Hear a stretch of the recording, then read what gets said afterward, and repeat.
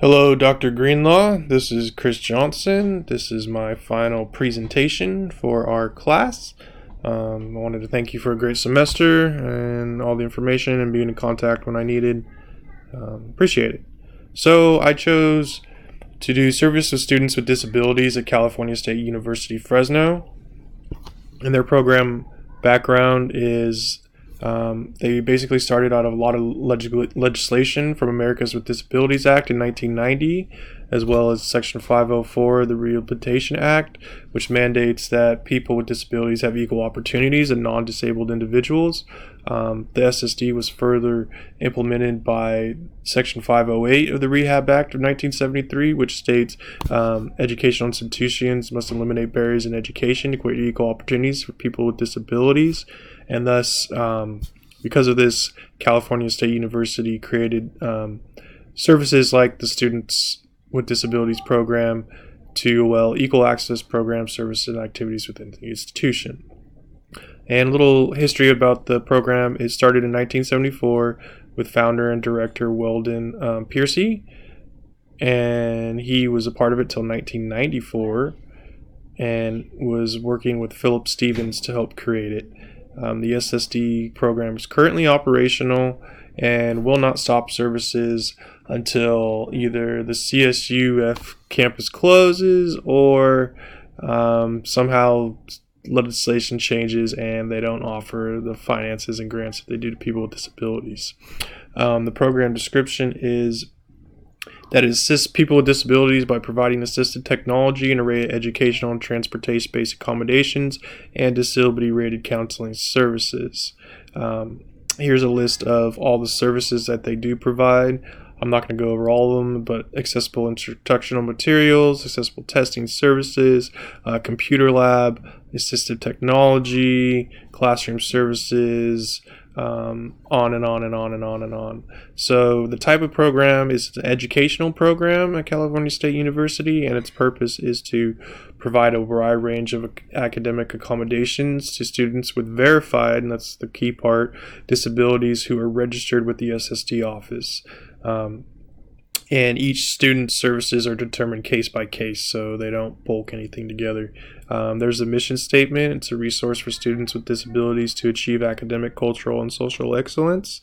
Here's a list of all the stakeholders. We have the full-time staff, such as the director, the DMSs, the disability management specialists, and then on and on and on of their stakeholders, as well as the part-time staff, as well as the clients, the Fresno State disability students. Program participants are going to be students that have the verified disability from a licensed healthcare provider, and they have to be registered with California State University Fresno, as well as be registered with the SSD program to obtain services. As far as subgroups, I didn't really have any designated subgroups in this population or sample, but we could categorize them into males and females, students by major or discipline, and even separate them between undergraduate students and master program students.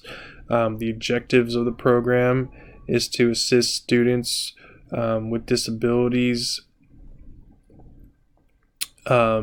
with graduation as well as retention. So they want the disabled students to essentially be retained in the institution as well as their non-disabled counterparts.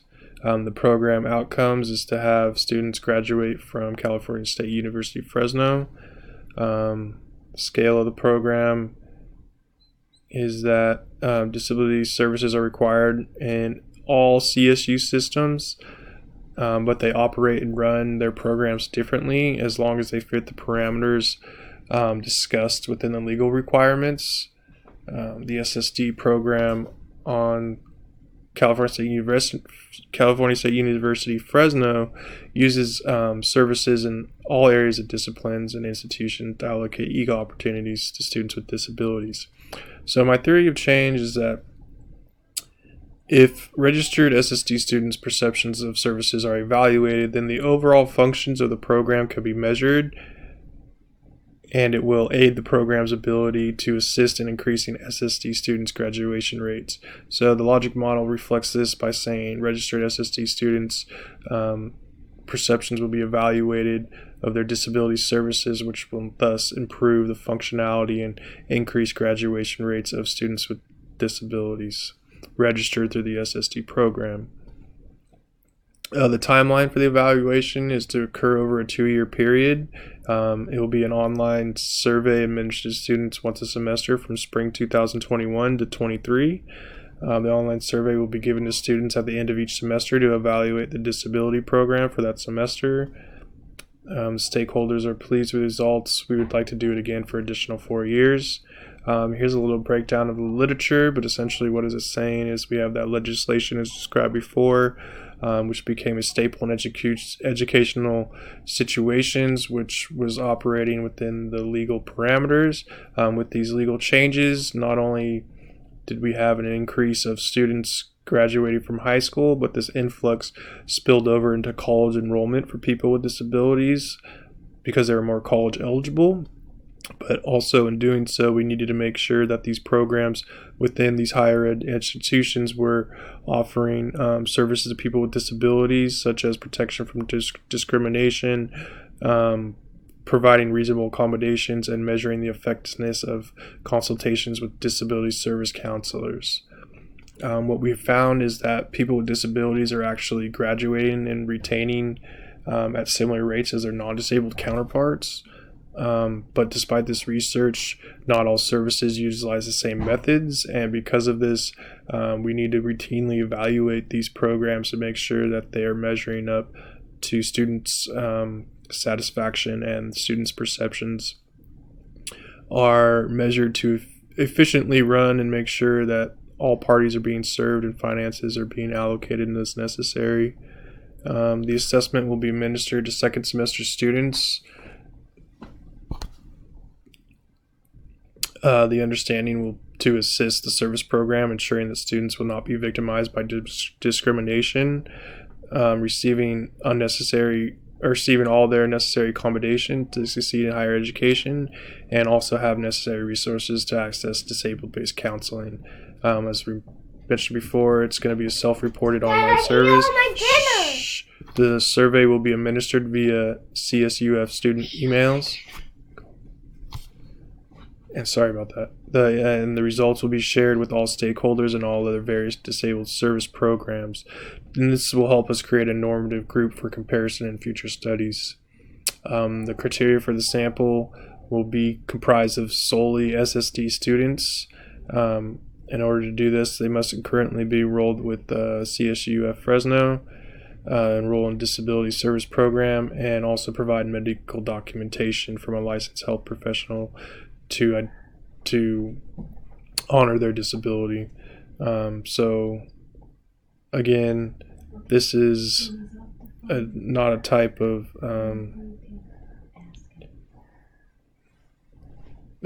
convenience sample, excuse me. So the definition of the construct is that disability services with the SSD program will include an array of services to assist students with disabilities graduate from the institution and have the same opportunities as students without disabilities, by providing accommodations in the classroom, providing assistive technology materials and software, and advocacy via counseling.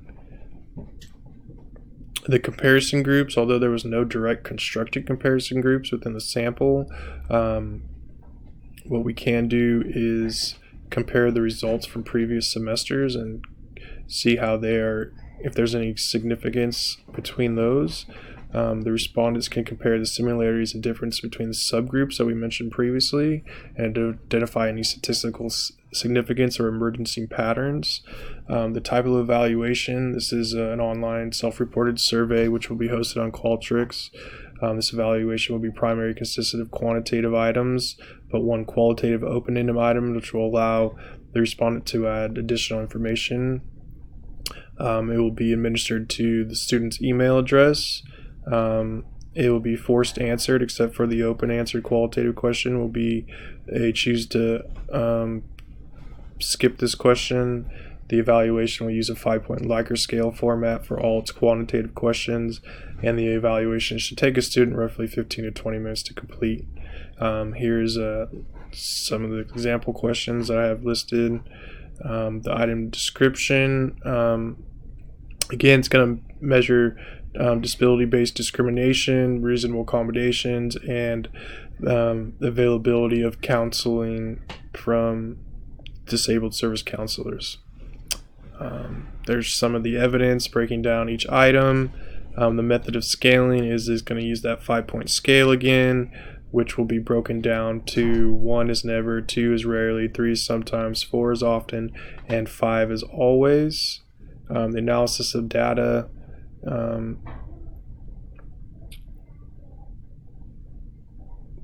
We'll see how high the assessment is to see positive aspects and perspectives of the disability service program, as well as unsatisfactory perceptions. The classification of disability service program will use the data to provide better services to the students with disabilities. Kind of communicating the results down here. Basically, we're going to total the results from the items. So the scores will be accumulated from respondents' total score ranging from 5 to 30. The total score will be classified from a range from 30 to 25 as extremely satisfied, broken down all the way to 10 to 26 from extremely unsatisfied. The results will be administered to executive stakeholders within the program and board members within California State University, Fresno. After the 2-year assessment period, the data will be provided 3 months after the last survey semester, which will roughly be around August 15th, 2023. And there's a little bit talking about the criterion related from form of validity, as well as the reliability plan using test-retest methods. To close, some of my personal biases is that I am a person with disability and a registered student with the SSD office, so I have had experience of being discriminated by professors. In particular, one professor denied all my accommodations but one, and kind of put me in a scenario where it was either going to be to graduate or to fight her denial of accommodations through litigation and not graduate that semester. So I have some bias there. Political influences, we have talked about the legislation above. So politicians on both sides of the parties, either Democrat or Republican, are essentially required to uphold those legislation laws. And then also the funds have to be spent a certain way because they are clearly black and white on how you can do that. So in closing, some of the ethical considerations include all respondents must be allowed confidential and anonymous disclosure when engaging in a survey, as well as all respondents must have autonomy and not be forced to complete the survey if they do not want to.